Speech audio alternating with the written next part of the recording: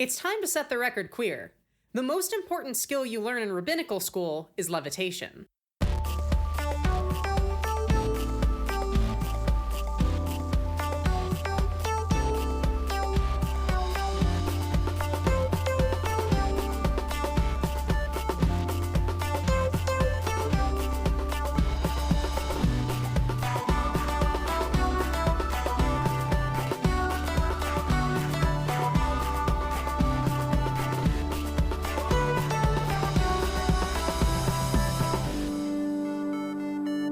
Welcome to Setting the Record Queer, a podcast where queer people talk about the pursuits and communities they love. This is episode 24, and it's with Rabbi Rachel Gurevitz. My name is Alexis, my pronouns are it, and she, her, and I'm one of your hosts. My name's Kaylee, my pronouns are she, her, and I'm your other host.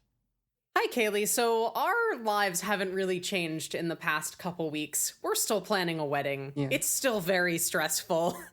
We've been busy with boring stuff that doesn't translate well to oh, hey, here's this exciting adventure I had.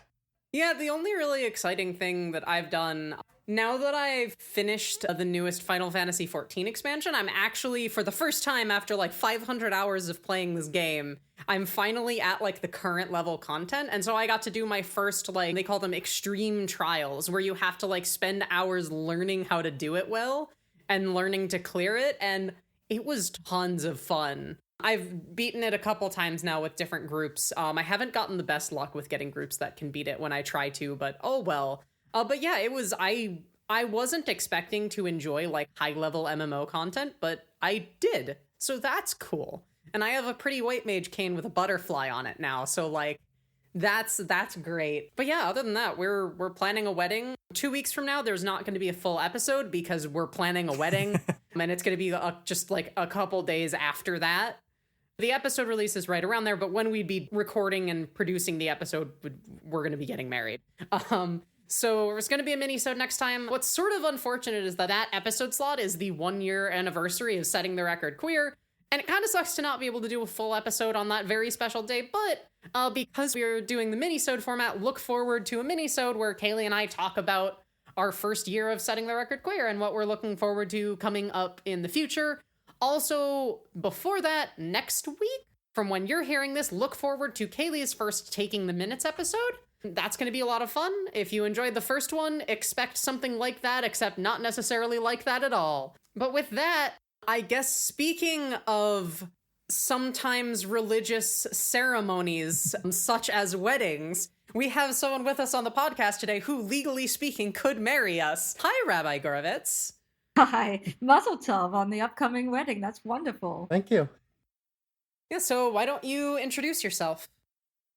I'm Rabbi Rachel Gurevitz. I use she, her, hers, and I am a congregational rabbi in central Massachusetts, Westboro, Massachusetts, a congregation B'nai Shalom.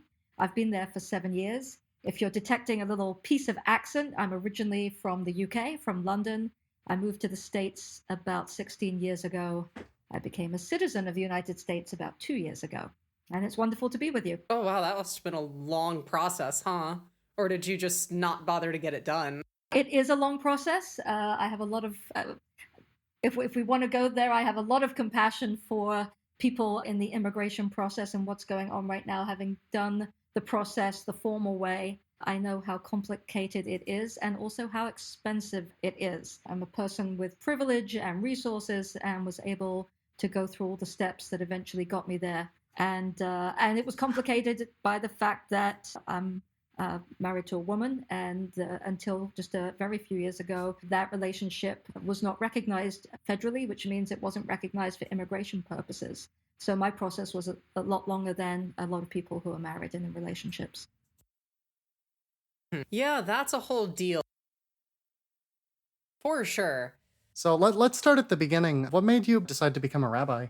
For me, it was a process. It's not something that I had any inkling of when I was younger. Some people know from early age that that's something they have a passion for. I actually grew up in a modern Orthodox community in London, in which women mainly sat separately, often upstairs, and were really pretty disengaged from the whole ritual and religious life of, at least the public life of the community. And I found that thoroughly off-putting. So most of my teen years, I had very little interest in Judaism. I was always interested in spirituality and felt a strong spirituality. I was lucky I had a wonderful comparative religion teacher in my school, because in the UK, you have to learn about world religions until the age of 16, which is a really wonderful way, actually, to know about different backgrounds and different people and diversity in your community. And I found that that was a place where I could really think about things that were meaningful to me from a spiritual place. But it wasn't until I went to college that a friend I'd grown up with persuaded me to check out a student gathering for Reform Jewish students. And I got reintroduced to Judaism in a way that really spoke to me. So that was the beginning of reconnecting. And throughout my 20s, I spent time learning again, but learning in a way that really resonated. And music was a really important part for me. I got introduced to the music of Debbie Friedman of blessed memory, and she came to the UK. Debbie Friedman was a profoundly influential folk style Jewish musician, composer. But when she was in a room leading a group of people, it was like an ecstatic experience like you've never had.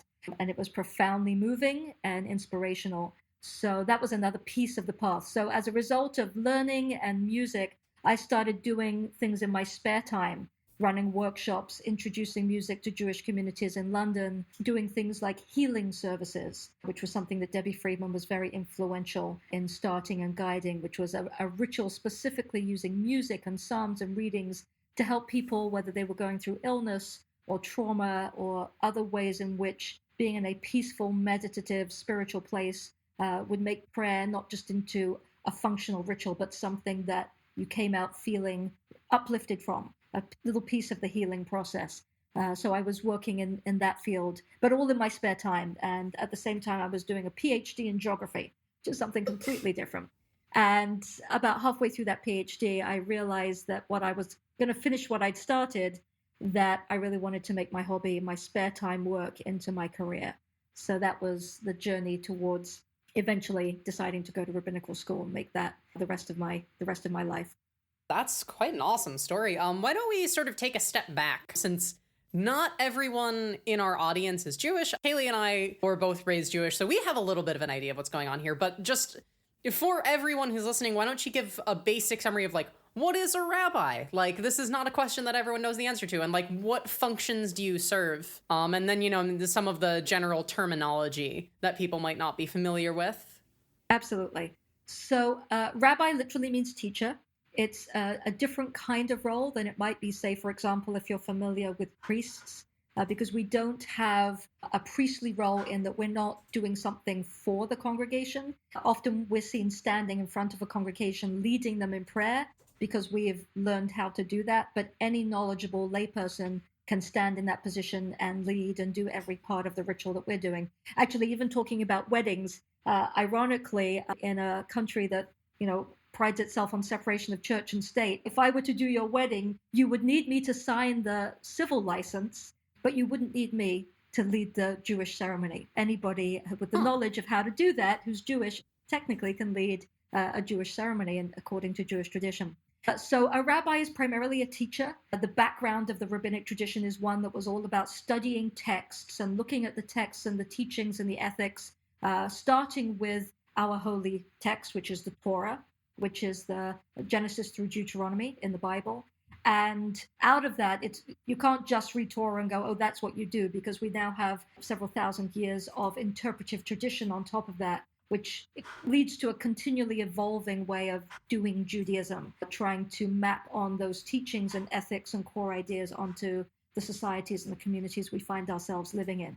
So rabbis have been engaged in that process of helping to evolve that tradition and provide some guidance in that way. In modern times, in most congregations, we are fulfilling a lot of the ritual functions as well. We're leading the services. We are doing the life cycle rituals, the baby namings, the bar and bat mitzvah when somebody comes of age, the age of 13, and weddings, funerals, all of that as well. And then we teach students, we teach adults, and we're available for pastoral care. So sitting privately with people in their homes or in my office and just being a presence to try and guide people through some of the spiritual challenges and health and emotional challenges of their life, and being a resource for them to accompany them on those journeys.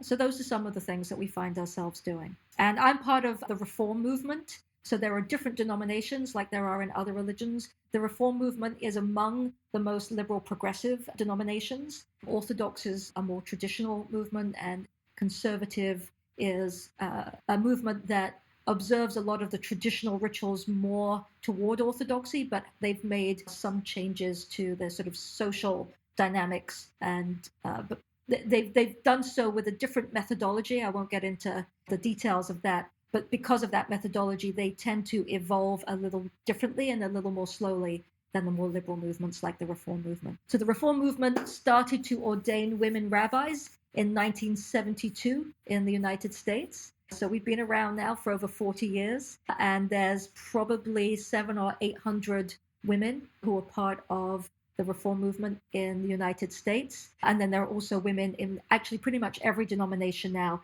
Even some left-wing branches of modern Orthodoxy have women rabbis serving now. It's a little more controversial in that world, but they're there and they're doing amazing work. So we're out and about. When I have people come and say, "Oh, I've never met a woman rabbi before," it's not because we don't exist. There's plenty of us around. And also in my denomination, and also in Reconstructionist Judaism, we also have, and Renewal Judaism, we have transgender rabbis, we have genderqueer rabbis. And that's a newer phenomenon, probably just the last 10 to 15 years. But we are a truly inclusive and diverse community in that way. Awesome. Well, even I learned some things from that. So I guess it was good that we covered all that before getting into the rest of this. Why don't we get back to your story? So you're going through this geography PhD, and then you realize that maybe that's not what you actually want to do. So you make your way towards doing rabbinical school and that sort of stuff.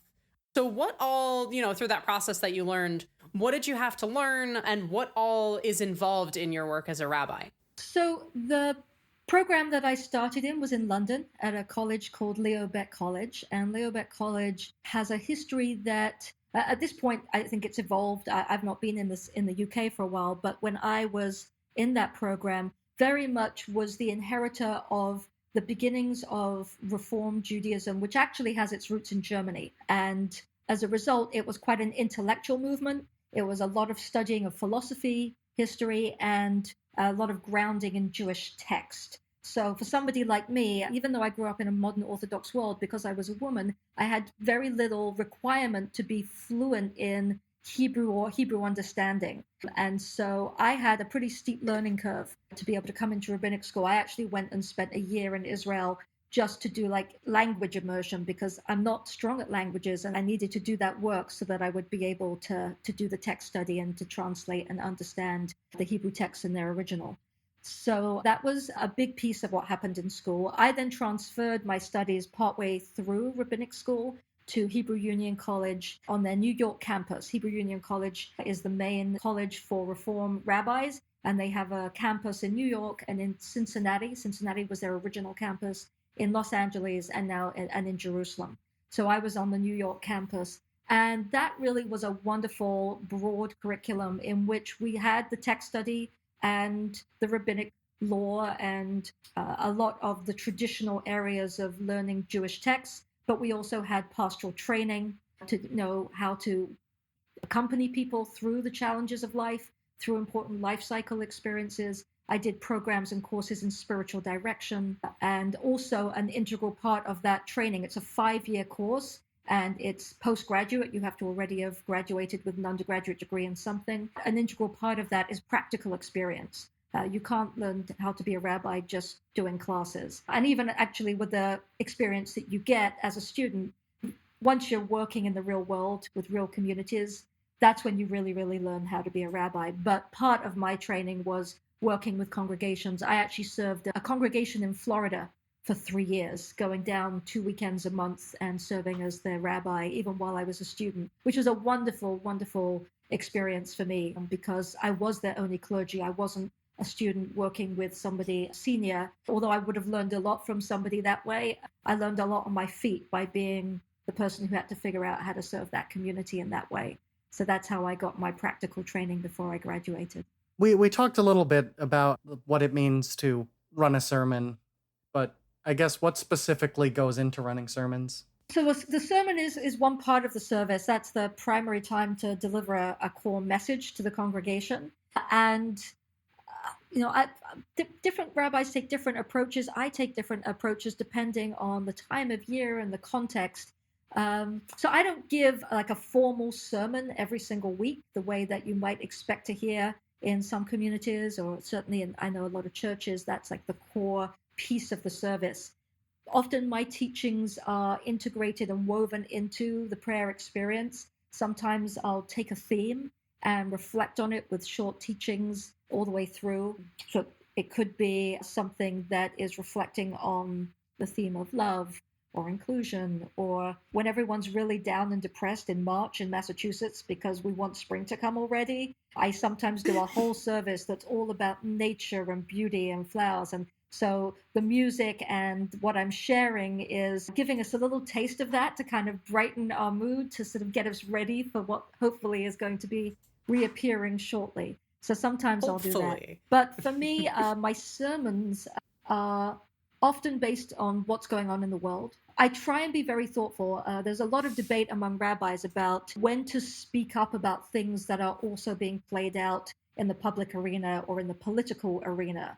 And most of us are of the feeling that, there are times when one has to speak out on issues that are also being discussed in the political arena. That doesn't make us political, but to say, oh, well, if politicians are talking about it, then we as clergy can't talk about it. All that does is make us irrelevant. So when politicians are talking about immigration, and we as Jews have extensive ethical teachings and texts about welcoming the stranger, and about how to treat people who are different, we have to teach about that. We have to teach from that place of value. And likewise, when we're talking about healthcare, we have extensive ethical teachings in our tradition about the community's obligation to make sure that people have access to a doctor. So we need to speak from that place. But I'm always very thoughtful before I jump into any of those kinds of topics to make sure that I'm sharing Jewish texts and I'm trying to show the evolution of Jewish ideas over the centuries, because also what you might find written in the Torah might be very different to what you find rabbis saying 1,000 years or 1,500 years later, because we are an evolving tradition. Not everything stays the same. So all of that goes into trying to think not just what to say, but how to say it. Just a few weeks ago, I was giving a sermon on the topic of abortion, because a lot of people don't realize that not everybody who is religious or practices a faith has the same position on issues of abortion and reproductive rights. And in fact, Jewish ethical teachings, going way, way back to some of our earliest rabbinic teachings, define when life begins and the priority of a mother's life over that of a fetus from the get-go.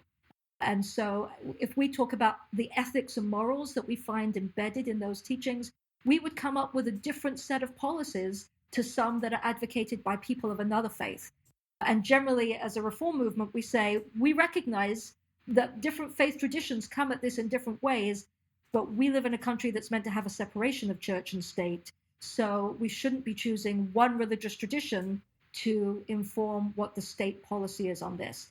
That should be between an individual and their doctor, and that individual, if they're a person of faith, will follow the ethical teachings of their faith tradition in consultation with a doctor to make decisions about their own bodies and their own health and their own families. But that's how we get there, because we don't all share the same moral understandings, even if we profess to follow a faith. That's awesome. That's super cool. Yeah, that's awesome. I don't know what else to say about that. This is one of those like rambles I go on when the guest says something really cool and I have no comment. One of the hardest things about doing this podcast is when the guest says something amazing and it's like, that's amazing. I need to ask another question now, and I don't know how to get there.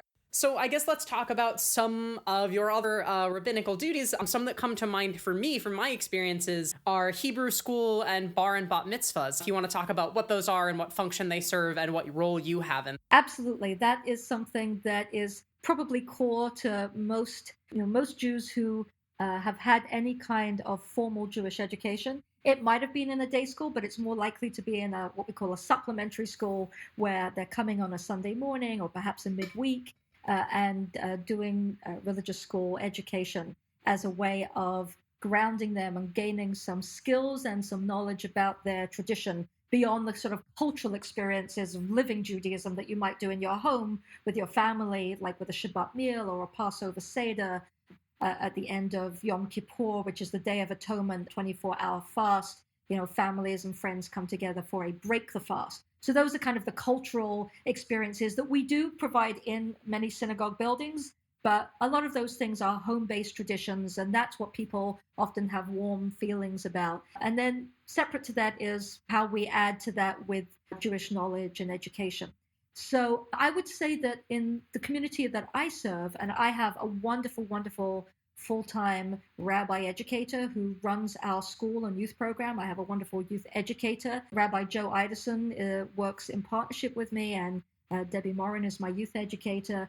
And they do a really good job at not just thinking about what we want to teach, but what experience we want students to have. So we try very hard to make sure that we're always helping students feel part of community, and that there's a youth experience of community that's different and youth-centered, separate from what I might do, for example, with older members of the community.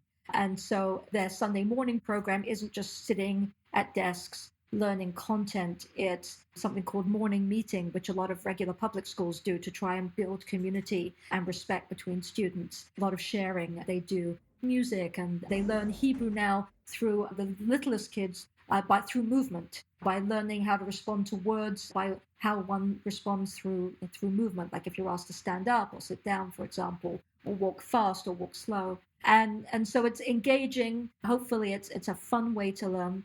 They have electives where they can choose some fun projects where there's some Jewish content, but they're learning with other kids. So they're doing a project together.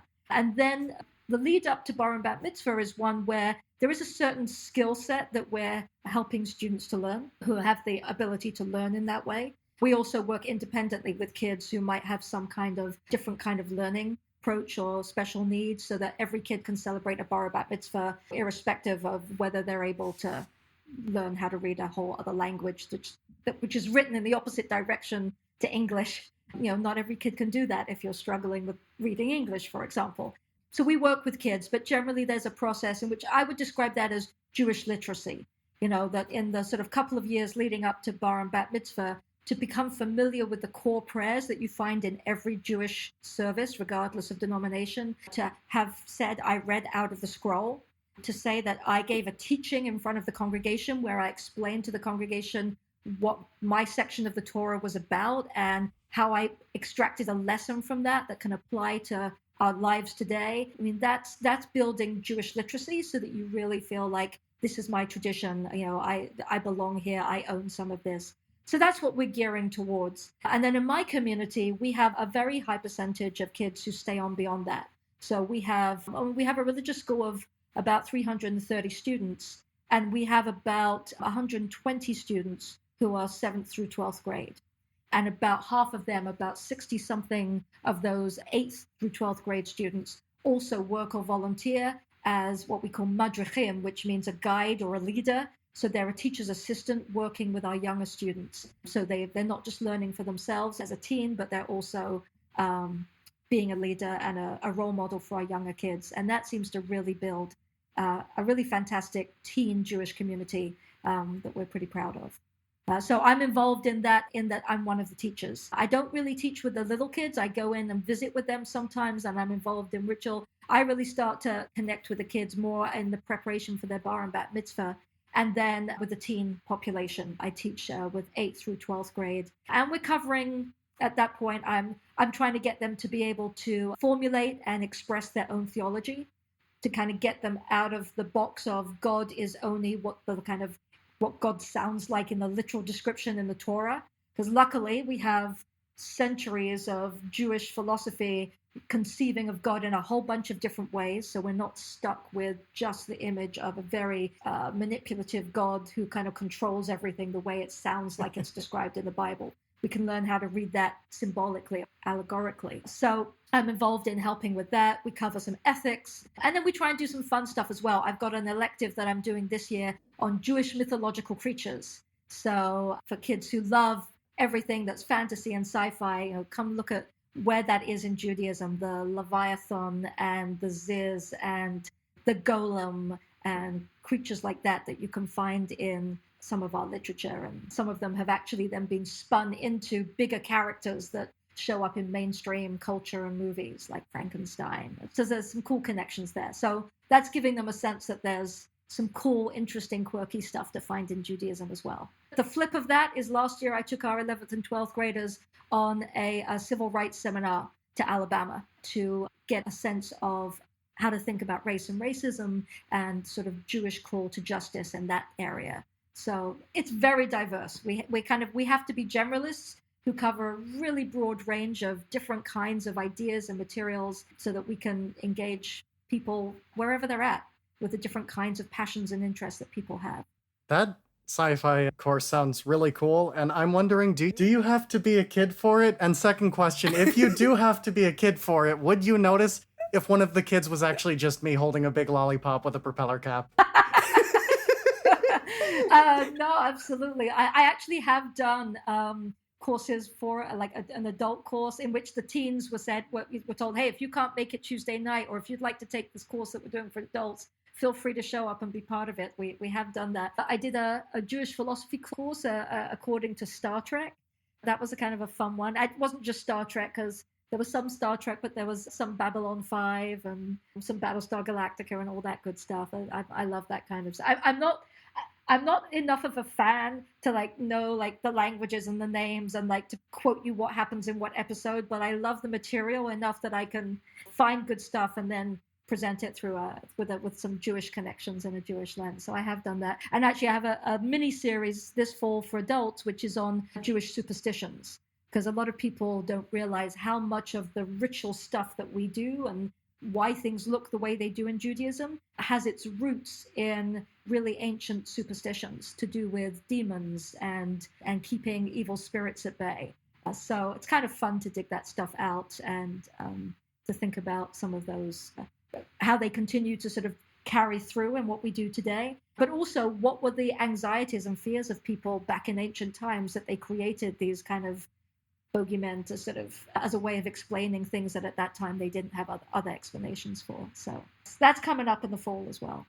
So yeah, feel free to join us. We'd love to have you.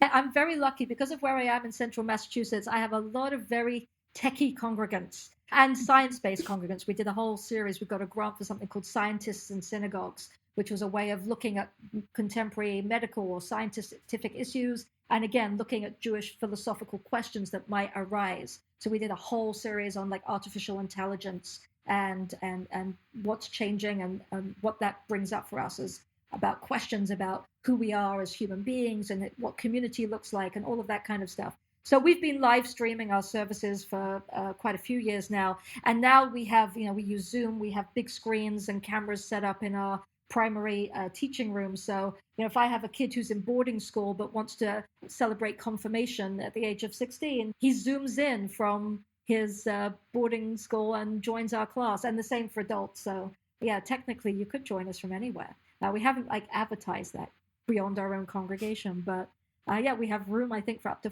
100 people to join us remotely for our classes. So, let's talk after the podcast. Definitely. Well, now you've advertised it. I guess so. Yeah, you got. Yeah, I mean, up to 100 people.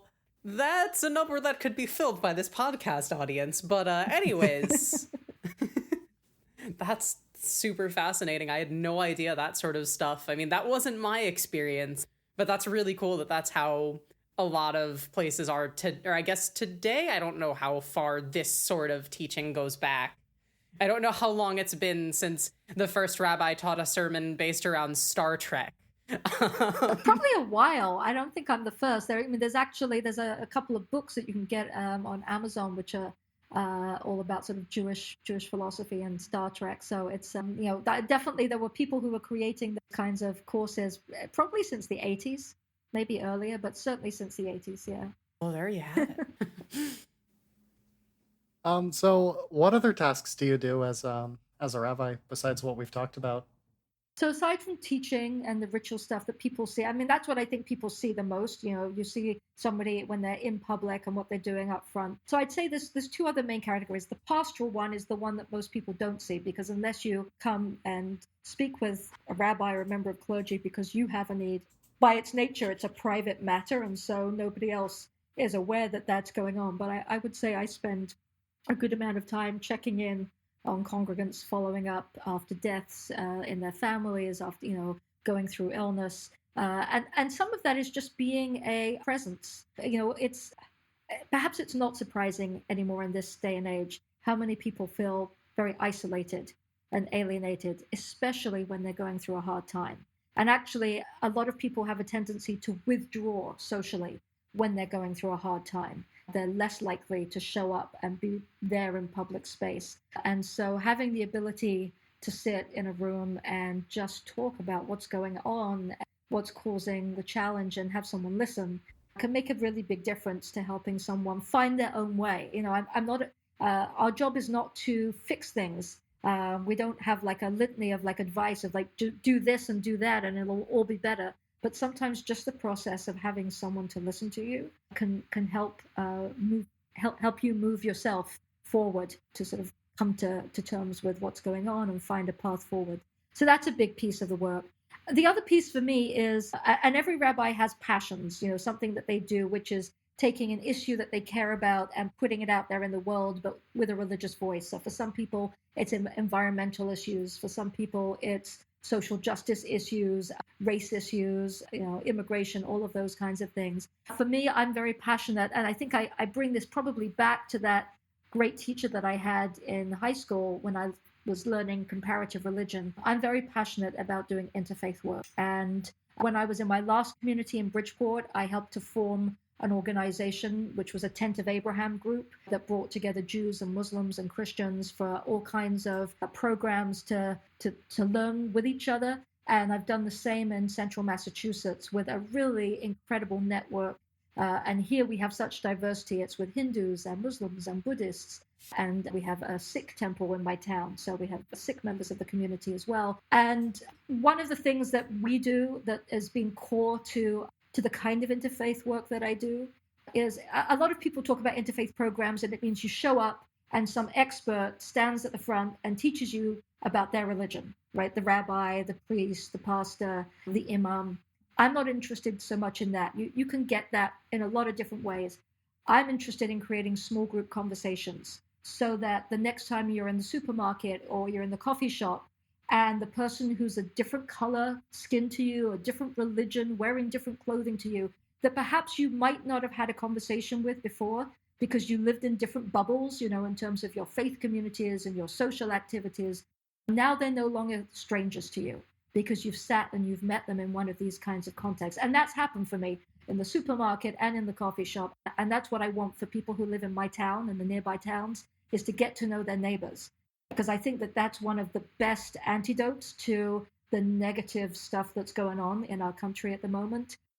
The hatred of the other through ignorance and through lack of interaction, through lack of meeting.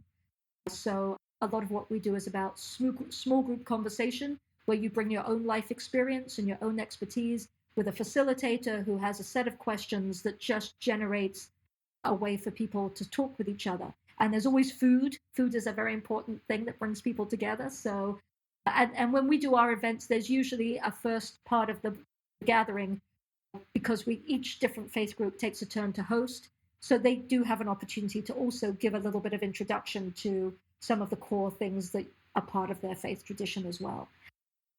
But we've been running this now for about 2.5 years, and we have about 250 people in this part of central Massachusetts who are participating and showing up. And anyone who wants to in that group can say, I'd like to help design and shape the next gathering. So we have probably a core team of about 40 or 50 people who don't always make it to every one, but who help to actually create each event. So it's a very non-hierarchical, kind of inclusive way of doing community building. But that's my big passion. So that's the other thing that I spend a lot of time on. Well, dang, suddenly I feel really good about what this podcast is doing, and amongst other feelings from that. Yeah.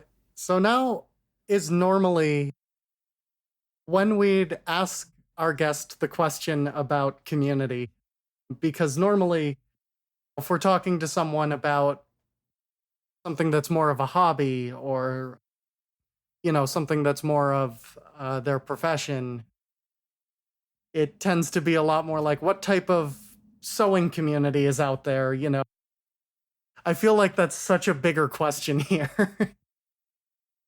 And it's a lot of what we've talked about already, especially because, everything is so community focused. So I guess I'll narrow in and ask what kind of, God, this is a much tougher question to ask than normal. How does the community of one congregation kind of come together, I guess, if that makes any sense at all?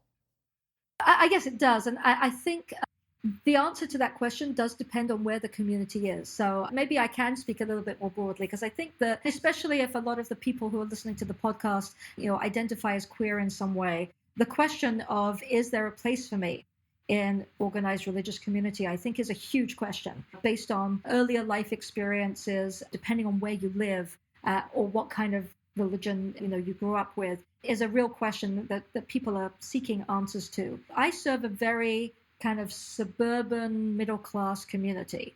In some ways, it's quite typical of what Reformed Jewish communities look like in the late 20th and 21st century. And for me, one of my jobs is making space for true inclusivity and diversity within something which is actually pretty mainstream. And so, we have queer families in our congregation, for example, and, gay, lesbian headed households. We have families with trans kids. And, and I'm working on continuing to make it clear that this is an inclusive and welcoming space, and to try and make sure that our congregation is educated on that, so that, others in my congregation who might not have had these experiences themselves or know people it's not part of their own lived experience can understand why it's important that we become inclusive and open in that kind of way. But there are lots of different kinds of communities. Certainly there's a wonderful Jewish organization that started off in Boston. It now has hubs in other big cities around the country called Keshet. And Keshet is the expert organization for creating connections and community for LGBTQ Jews. So I just put out an ad on our synagogue's Facebook page because they're holding their first Shabbaton, a weekend away, like a camp for trans and genderqueer kids who are Jewish. And they've had other experiences. They have a family group. I know they just advertised that during Family Week in Provincetown on Cape Cod, they've got a whole string of events where people can come together for some Jewish community connecting. So you don't have to be part of a synagogue to make those connections and to find those ways in. And sometimes meeting people outside of the sort of our buildings, our official institutional buildings, is a way to then feel safe, feel connected, and then maybe find your way into a larger community if you're looking for some of the things that synagogue life can offer. So I think, does that answer some of your questions about sort of what community can look like, or the things we think about when it comes to creating community within the Jewish world? Yes, I'm glad you got that from a little bit of a mess of a question, I'll be honest. So in that you kind of covered sort of the place for and around, queer and diverse people in the congregation and in the community. But I'm kind of curious, what is the place for and what are your experiences as a queer rabbi? So I'm going to start by saying I have been incredibly blessed, I think, in how straightforward my own experience has been. So before I talk a little bit about myself, I want to just take some time to look back and acknowledge those who came before me, because I think those who were queer rabbis, even 5 to 10 years before I started rabbinic school, had a totally different experience to me.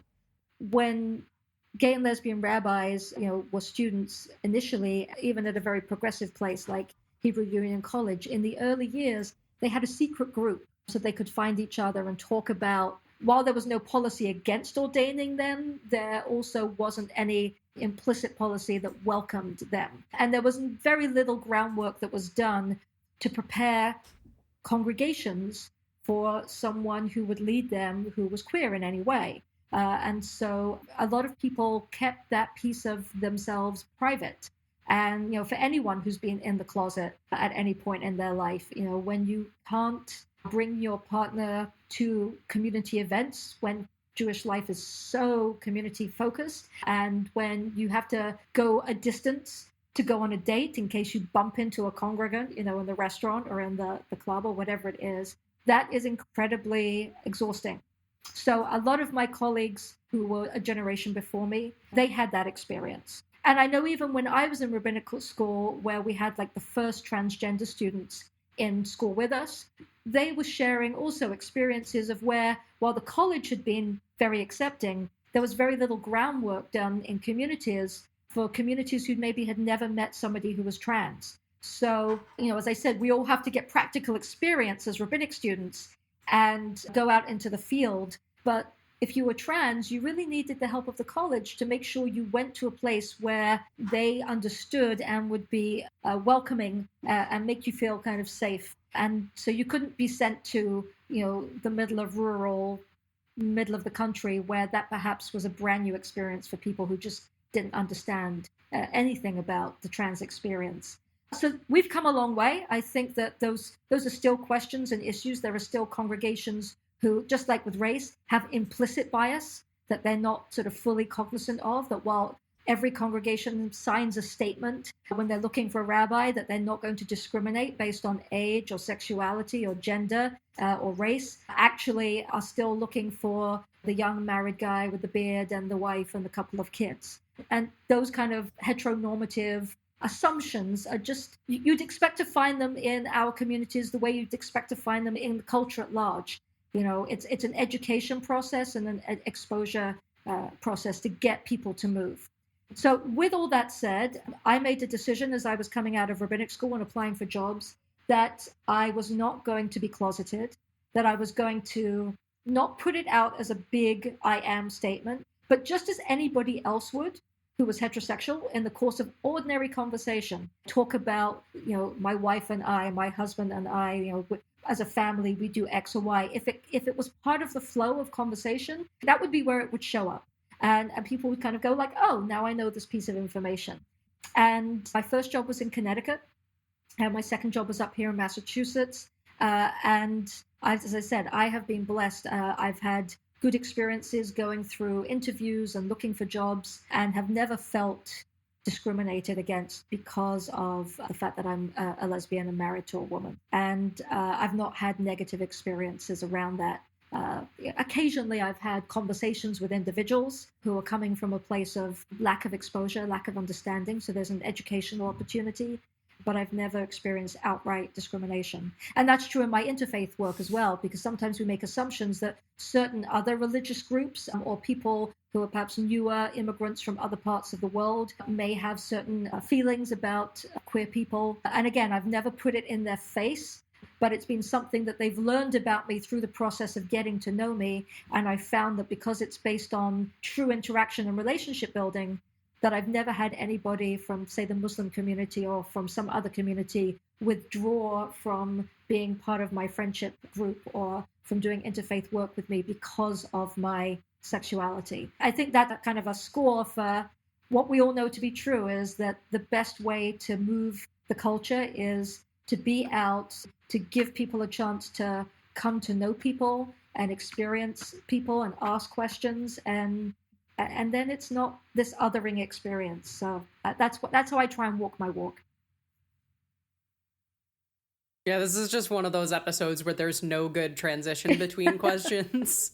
I would be interested as to whether you have any different experiences or pushback on any of that, because, in some ways I do recognize my privilege. My presentation, I pass, in terms of like the way I present myself and dress and so on. I have, as I said, I have white privilege. I have middle class privilege. I think that I'm learning from people in the queer community, especially in the what is now today something newer for more people, like being non-binary or being trans, that there are experiences that others of my colleagues or even people within my own community are having that I haven't directly experienced.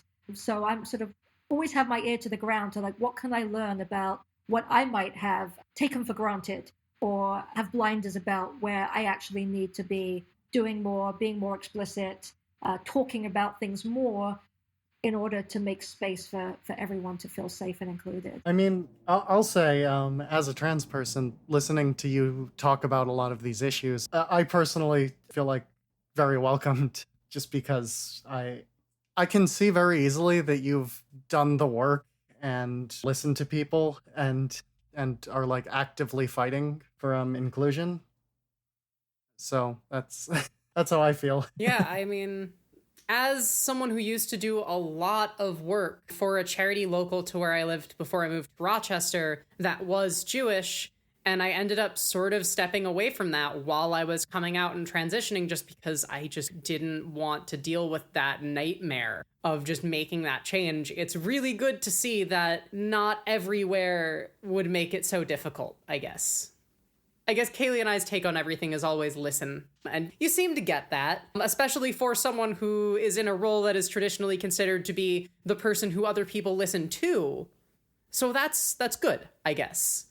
Right. I think that's an important part of the role of rabbi in general, is that while we have a platform, we need to be careful about how we use that power and privilege, whether it's giving a sermon, not just spouting our own opinions because we have a captive audience in a room at the Jewish High Holy Days who are there and kind of have to listen to us, that we have to take great responsibility with how we use that. But also, there's a lot of times in the Talmud, which is a collection of early rabbinic discussions and debates about Jewish law and practice, where, if they don't have clarity based on what the texts seem to be saying, they'll say, go out and see what the people are doing. And I think that that's a really important mantra for us today, is that actually a lot of shift and cultural change in Jewish life is not led by rabbis. Rabbis provide the vehicle, the vessels for kind of organizing Jewish community and providing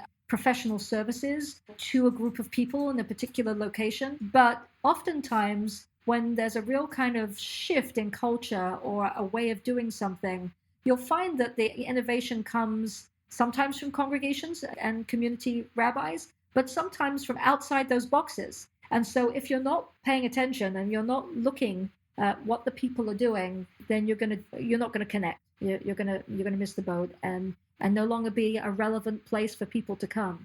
So yeah, definitely listening. I said that I was doing a PhD in geography. It was actually cultural geography, which if I were doing that in this country would have probably been a sociology department. So I think that's also a lot of my orientation is, as a sociologist, is to try and really understand what's going on around in the culture and the community. And that's specific to different places. So what that culture looks like in suburban central Massachusetts is different to what it looks like in Jamaica Plain or some other inner suburb of the Boston area. And so you have to really tune in to figure out how to connect with people's lives. So speaking of awkward transitions, for like the fifth time this episode,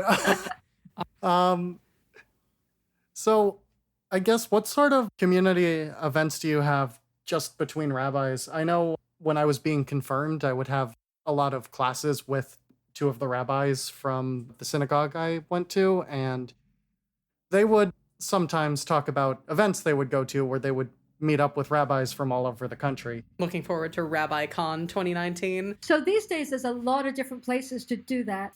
And it's a very important part of, I think, rabbinic, ongoing, our continuing education of ourselves, but also sharing of ideas, crowdsourcing, what are we seeing? How are we responding?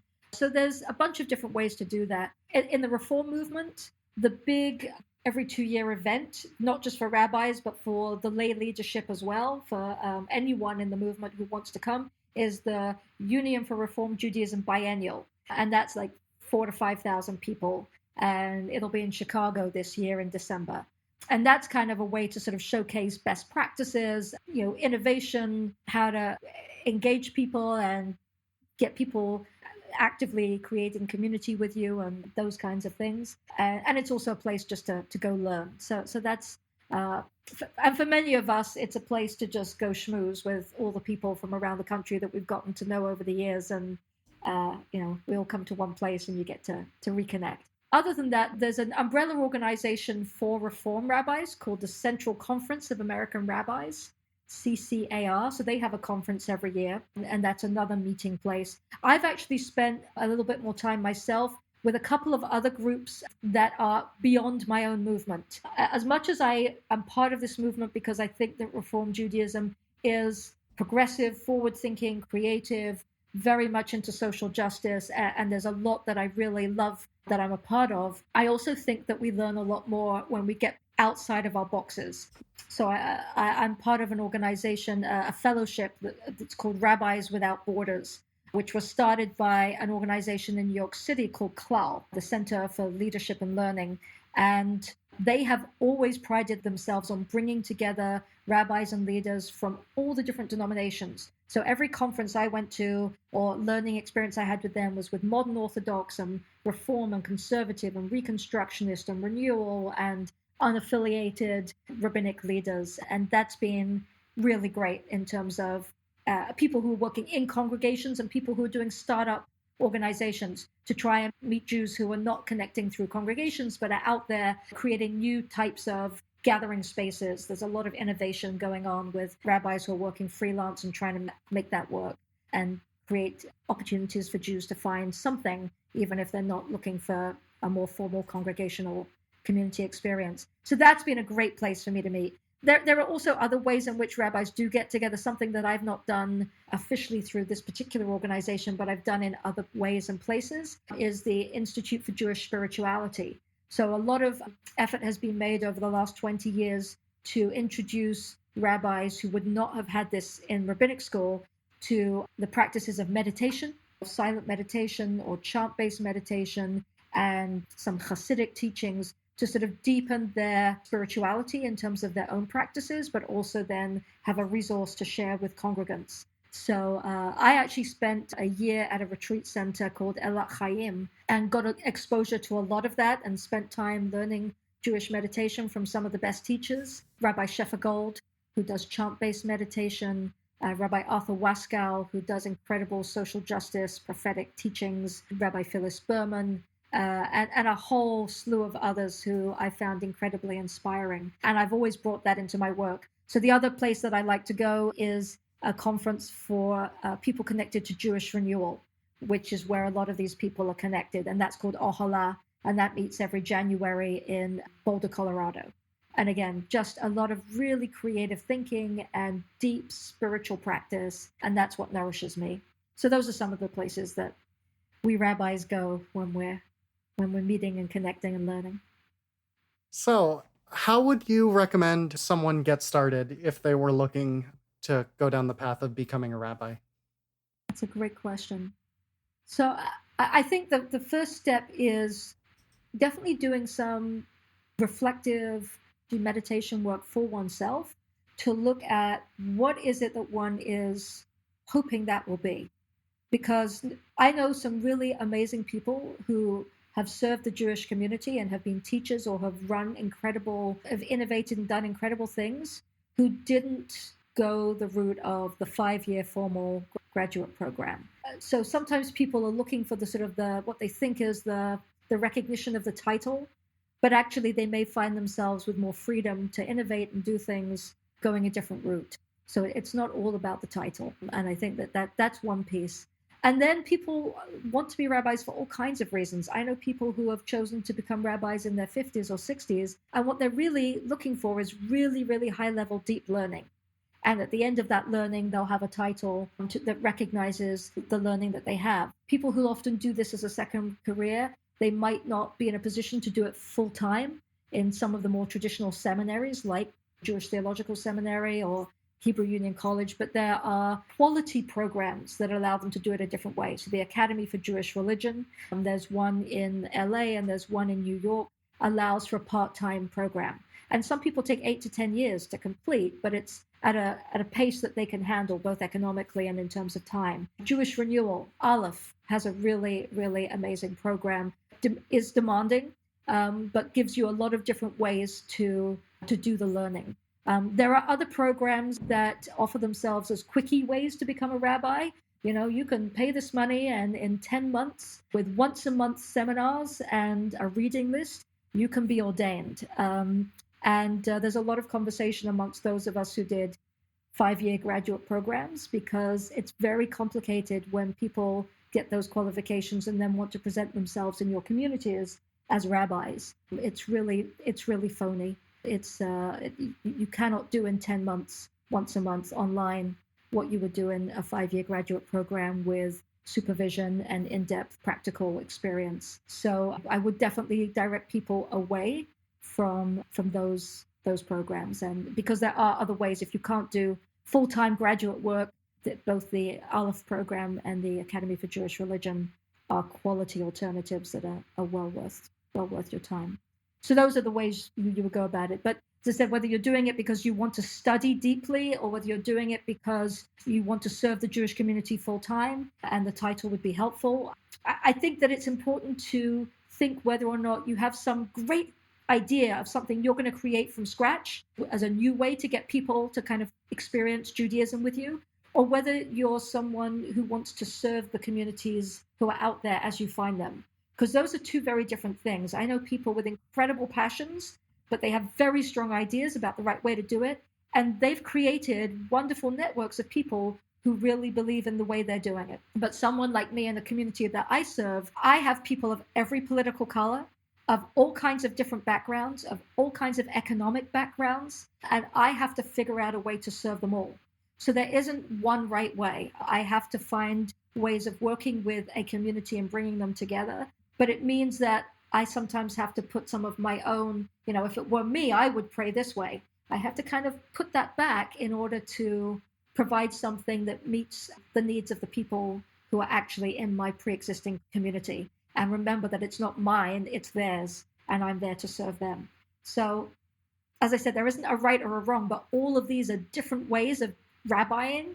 And if you have a clear sense of yourself and who you might be in that role, then you can choose the right program and get the right kind of experience on the way up to kind of prepare yourself to do the kind of work that you might most want to do. I also should mention there are rabbis who are chaplains. There are rabbis who work full-time in the military as chaplains. There are rabbis who work full-time in hospitals, serving people of every faith, or in hospices. So that's another path. So if someone feels really strongly that that's how they're going to serve people's spiritual needs, there's a whole other path you could take. And you could be a rabbi doing it, or you could be a chaplain without a rabbinic qualification. And there's institutions and organizations that will get you trained to be a chaplain.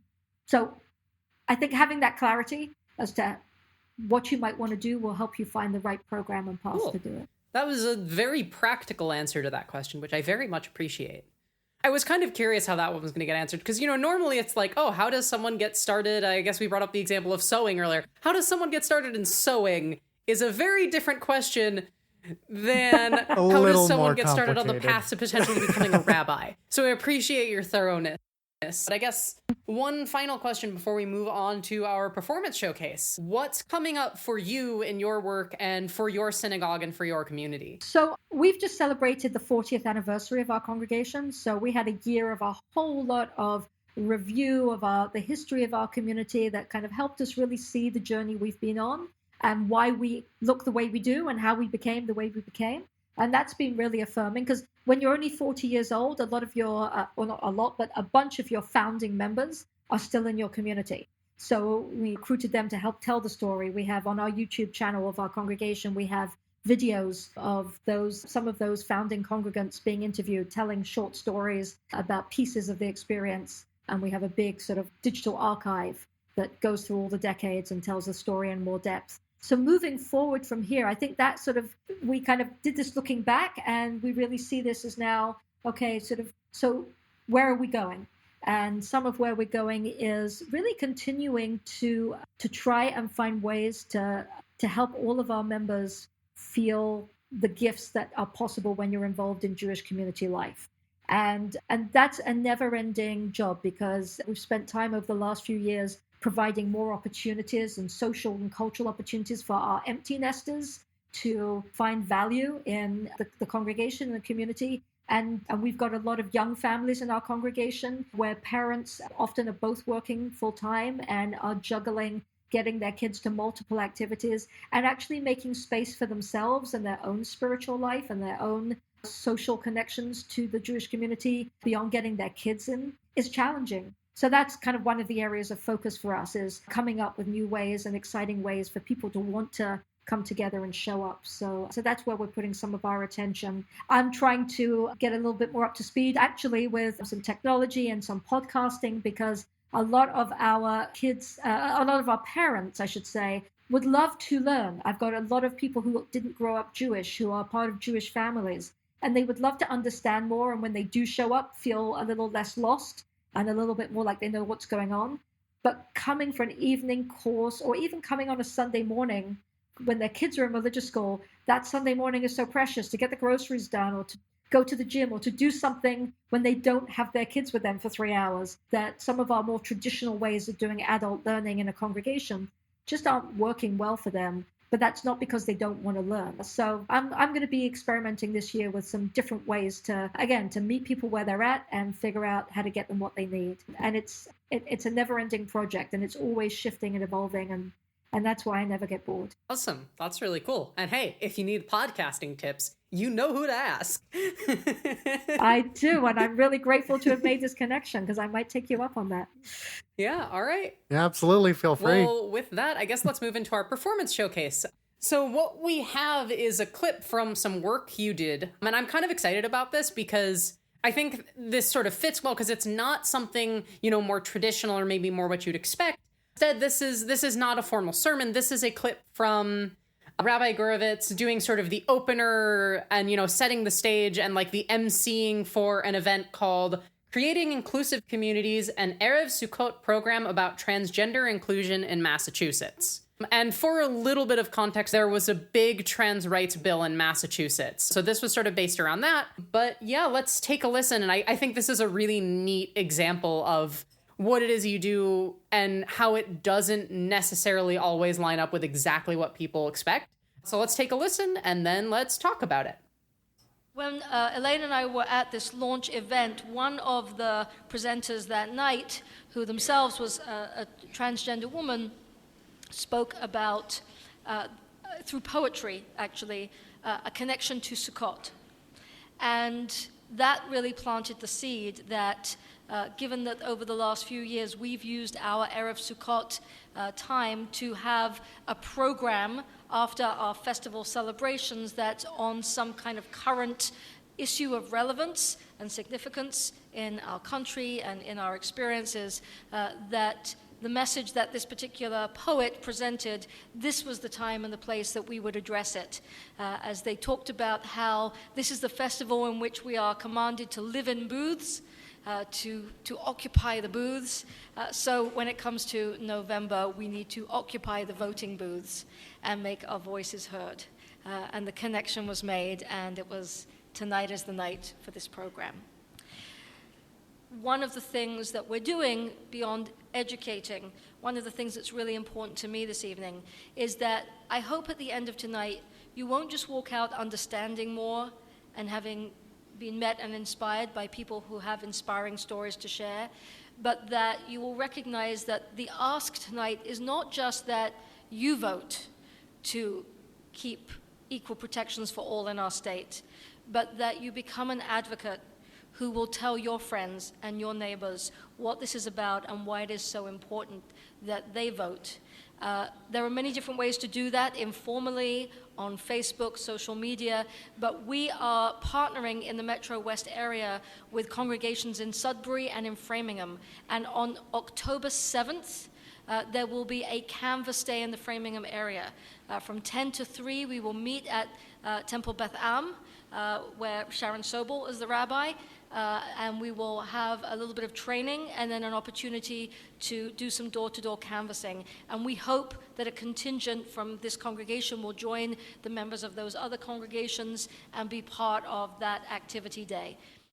You may have heard, and if you didn't pick it up in the announcements over the High Holy Days, you'll see it again in our emails, that one of our 40th year projects this year is the Brit Olam project. Our Social Action Committee and our Social Action co-chairs are here tonight, Amy Rosenberg and Mason Haber, right there. Brit Olam is something that we as a congregation have signed on to with the Religious Action Center, a covenant for the world. And that covenant that we've made as a Reform congregation with the Religious Action Center is that social action is a core piece of our identity as a Reformed Jewish congregation. We've signed up to maintain our connection to advocate on a number of issues that are core to the work we've already been doing around homelessness, around refugees, and around transgender issues as well. What we're asking for our 40th year... All right, welcome back. Hopefully you enjoyed that as much as I did. When Rabbi Gurevitz sent us this, when we talked about the Reformist Showcase, just like, oh, this is going to be really cool, isn't it? Like, again, it wasn't what I was expecting at all. And I think it was really great. So let's get into this. Kind of go through the stuff that you talked about, maybe in a little bit more detail, or if you have any comments. So I think the first thing that really stood out to me was you talked about sort of the inspiration for where this event came from, and particularly centering it around Sukkot, around a person's poetry. So do you want to talk more about that and how that sort of came together and shaped into this? So actually, there was a group of organizations that came together. I guess it was the summer, the previous summer.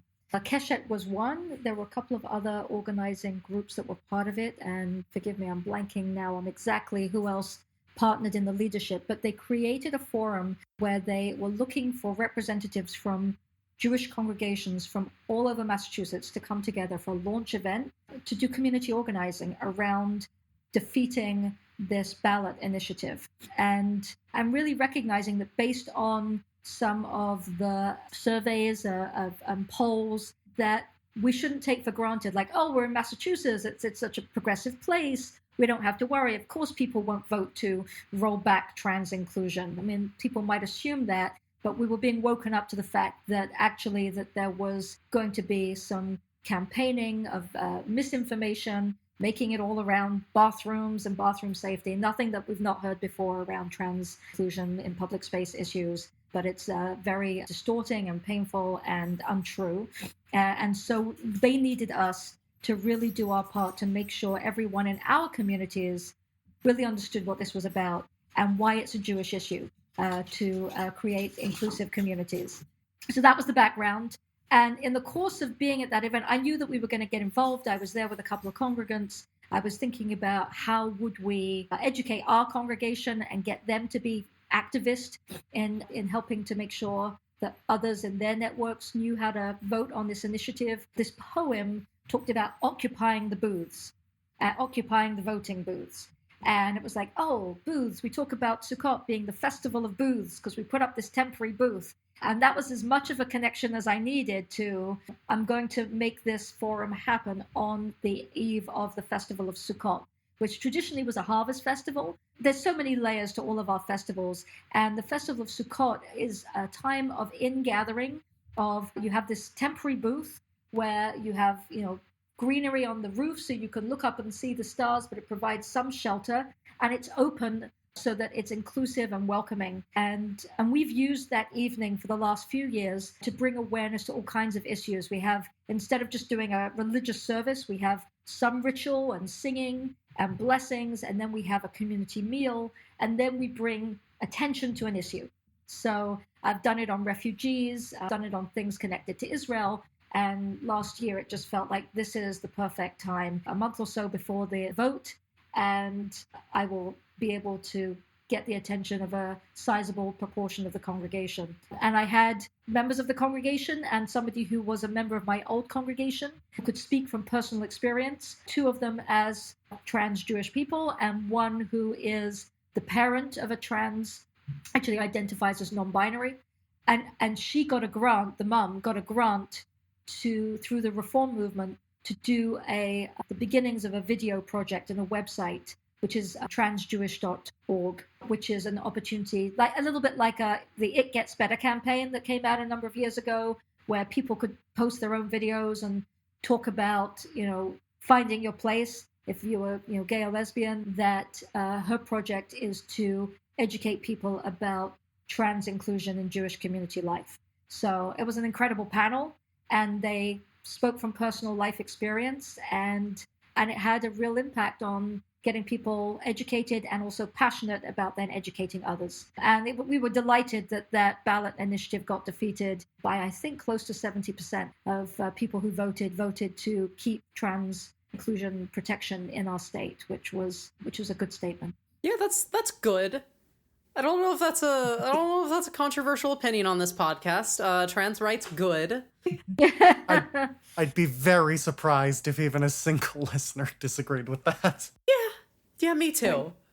Surprised, confused, and maybe a little uncomfortable. But anyways, I think the other thing I really want to address from your little talk at this event, that sort of set the stage, and that was what the event was going to be. But then also in your little talk, there was sort of a call to action. You talked about gathering multiple congregations together to do canvassing and other efforts, and then also the Brit Olam project that you mentioned. So if you want to talk about sort of those efforts and how that tied into this event and to your faith in general and this Brit Olam project and what that means.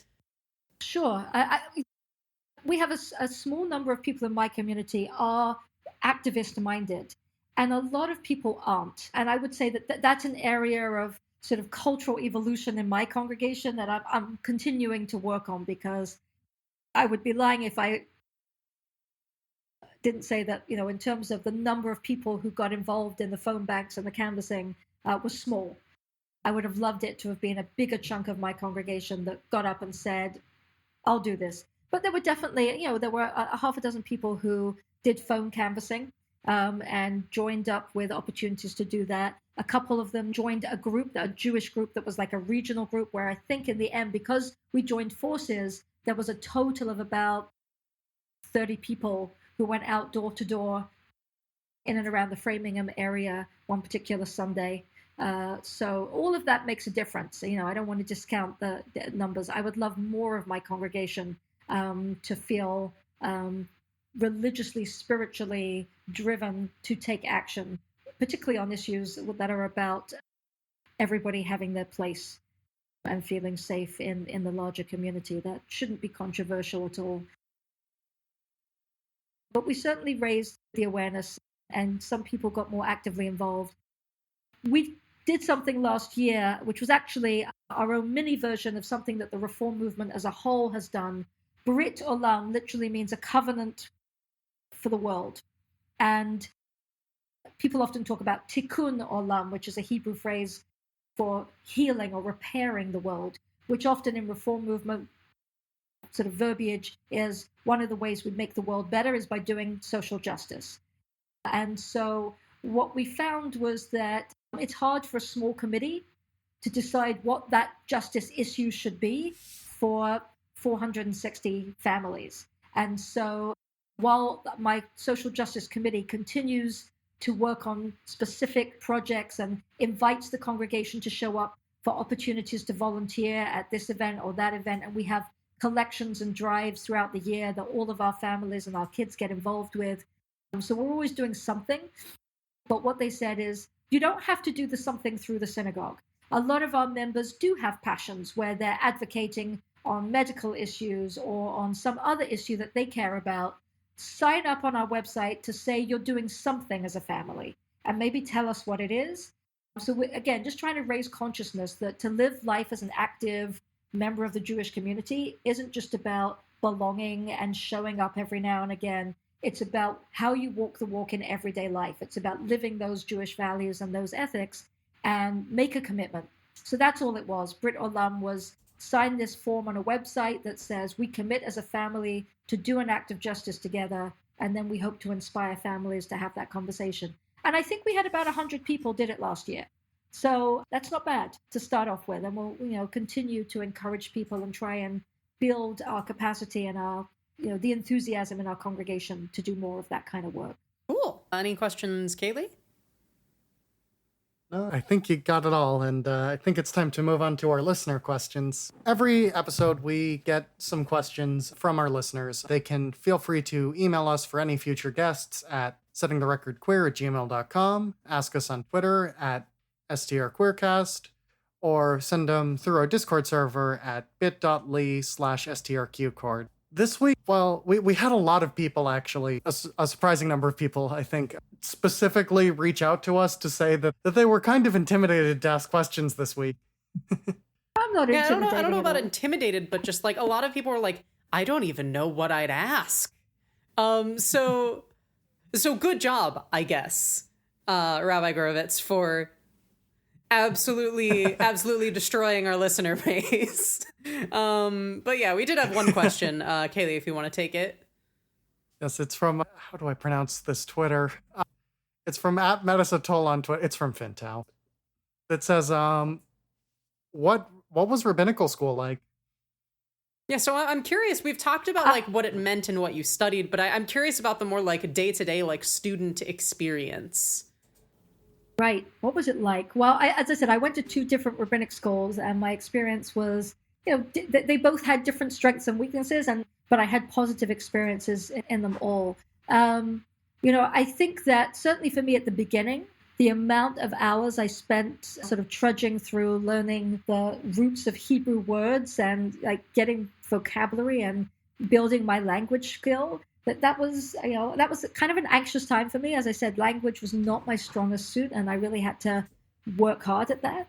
In terms of colleagues, both in London and in New York, there was a lot of support. I felt a lot of support from colleagues.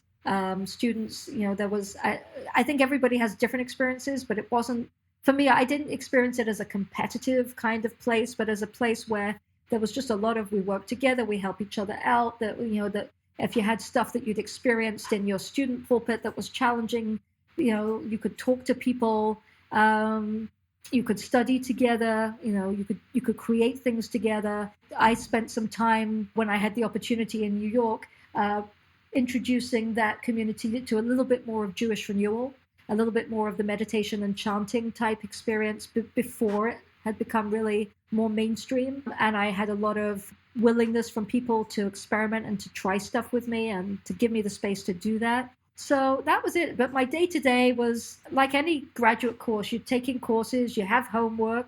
I lived in New York City. It was like, oh, I lived the dream. I lived in New York City for 3 years on the Upper West Side, and it was really cool, except that I had so much work to do and no money, so it's not really the best way to fully get to have the New York City experience. And I feel very grateful for the support of staff and teachers as well. I mean, just the faculty were, on the whole, incredibly supportive of students.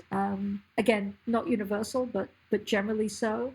And and a lot of them were my role models. So I'm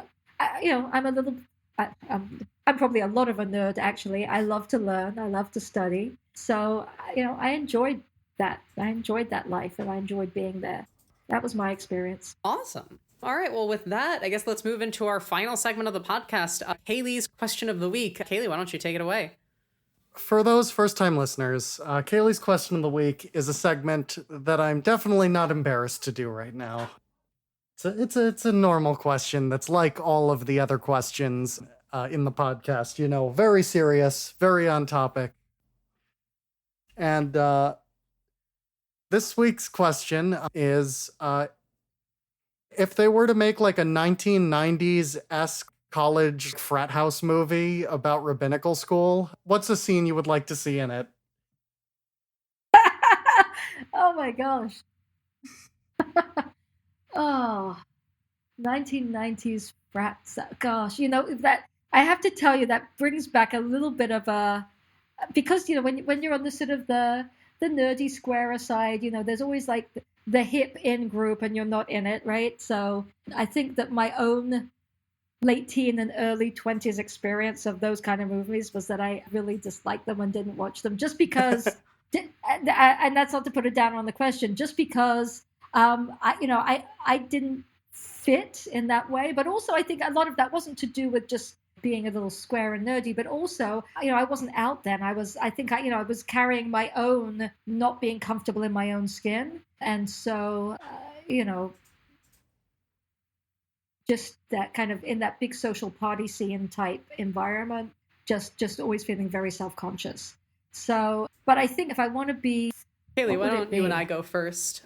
Just to set the expectation of tone here. That's okay. I got something forming, but go ahead. Give me an idea. Just for the I wouldn't call myself a big fan of these movies either. I mean, but, you know, growing up slightly after the era of these movies, they were, you know, all that existed on television for the next 10 years were parodies of these movies. I would like to see the scene where, like, the like big frat house takes like, you know, to get back at the mean old dean, like takes the tours and like just hides like photocopies of them like mooning the principal and like sticks them inside. So when he goes to like take them out for the morning for the Shabbat, it just like there's just like a butt facing him and he's like, frat house.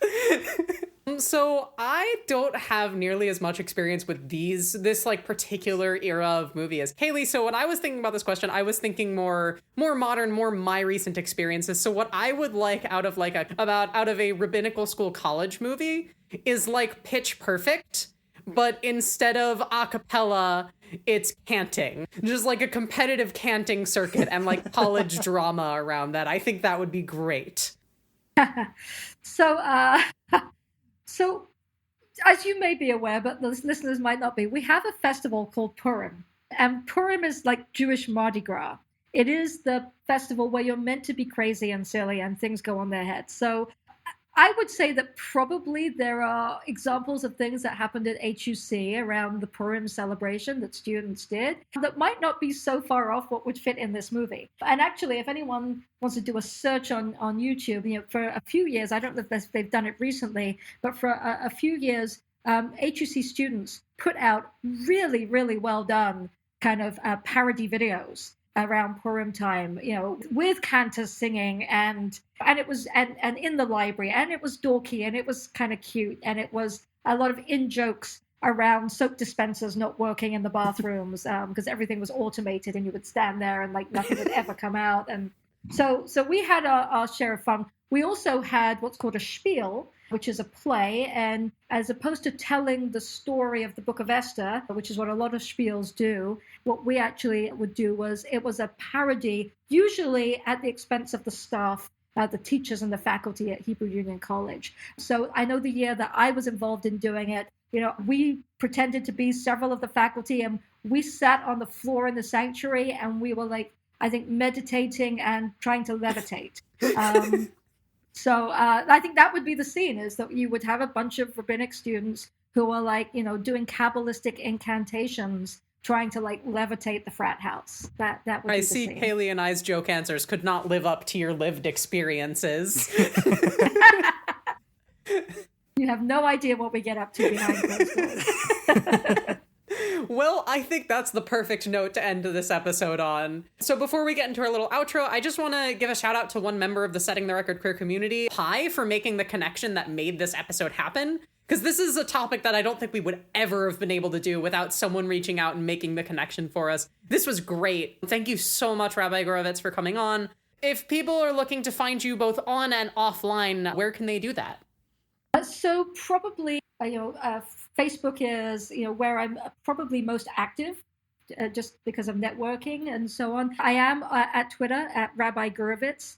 I'll be honest, I've been in and out. There was a time where I was very active on Twitter, and a very short story. I actually had a rather unpleasant experience for about 48 hours with one of these outright neo-Nazi groups that had some trolling of me a couple of years ago. And so I kind of pulled away for a little bit, but definitely, do try and keep track, even though I'm not as active on Twitter as I was once. And I recently entered the 21st century and got going on Instagram, so you can find me there as well. But those are the best ways. You are welcome to connect to us if you're in the central Massachusetts area, Congregation B'nai Shalom in Westboro. And as I said, we do live stream all of our services. So if you go to our website, which is cbnaishalom.org, you can check us out, look at some of the archives, and be in touch if you'd like to learn more. Cool. Well, that was great. Thank you so much. Be sure to go check out all those links, both for the on and offline content, if either is something that you're looking for. As for this podcast, if you enjoyed this podcast, please consider supporting us on Patreon at patreon.com/settingtherecordqueer. Our patrons can get early guest reveals, access to a special disc, high quality or early episode releases, and even special thanks on the podcast. We'd like to give our special thanks to our $25 and above patrons, Kadeho, who you can find on Twitter as @CallMeCadejo, and American Choir Boy, who you can find on Twitch at twitch.tv/American Choir Boy. Otherwise, if you liked this podcast, subscribe or leave a review wherever you get your podcasts. Tell a friend or recommend us on social media. If you're looking for us on Twitter, we're at STRQueercast. You can also reach us via email, settingtherecordqueer@gmail.com. Or come join our Setting the Record Queer community Discord server, where you can hang out with other Setting the Record Queer listeners, us hosts, and even some of our former guests and production people at bit.ly/strqcord, all lowercase. While you're there asking us questions, be sure to give us your answer to this week's Kaylee's Question of the Week of rabbinical school college movie scenes. We would love to hear from you and whatever you can come up with. We like to feature our favorite Kaylee's Question of the Week answers at the end of the podcast when we get them.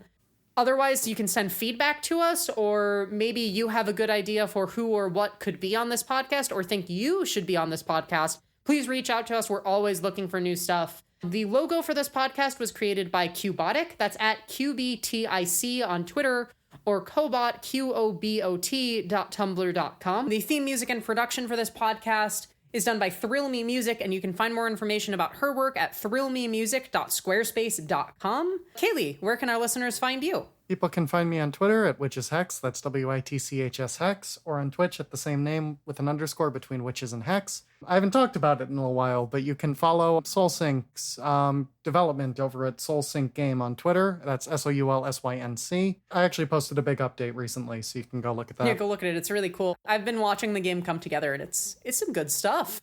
Take it from me. I'm totally not biased at all whatsoever because it's being made by my fiance. It's some good stuff. And you can find me on Twitter at DoubleGearSYS, as in system, or you can find my Final Fantasy XIV virtual photography Instagram account at instagram.com/echo, EKHO_white, as in the color. Also, go back and listen a couple weeks ago to our first Taking the Minutes episode where I talked about my virtual photography hobby. It was a lot of fun, and I hope people enjoyed it. If you haven't listened to it yet, you should.